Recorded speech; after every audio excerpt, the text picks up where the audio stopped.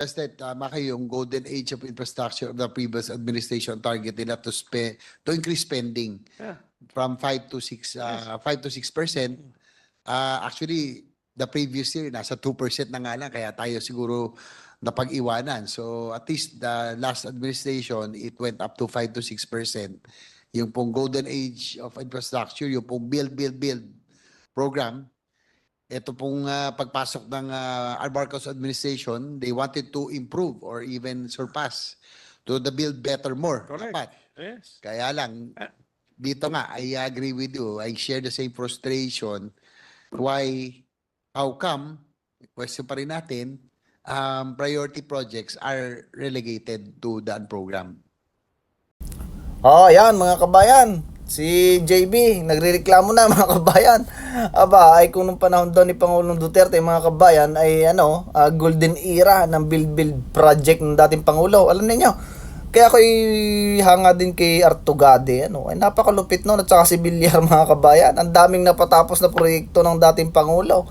'Di ba? Nakita niyo ang daming mga inauguration. Isang araw nag-inaugurate ng 8 sa isang probinsya ng kanyang isang na accomplishment na sa build. At napakarami nang natapos noon. At sabi nga na rin mga kabayan ni JB, umabot daw tayo ng 5 to 6%, no? Yung ganda nung proyekto ng ating dating Pangulo, no? Na kumbaga na fulfill, no? Yung ibang mga build project ng dating administrasyon. Ngayon, nung pumasok mga kabayan itong si Bongit, si BBM mga kabayan, binanata niya ng build more better. Ang tanong mga kabayan, ay ano gaang na-build na yan? Parang lasa ko'y pundo lang yata ang na-build, ay ubos na rin ng pundo. Apakalaki mga kabayan ng pundo na rin ni BBM ng 2022, 2023, 2024, no? Ngayon, yung 2025 mga kabayan ay minamadali na niyang makuha, no? Maaprubahan.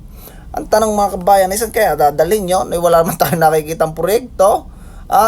Okay, kaya itong mga senador mga kabayan nagrereklamo na kung nung panahon ay golden era ng build program ng dating administrasyon.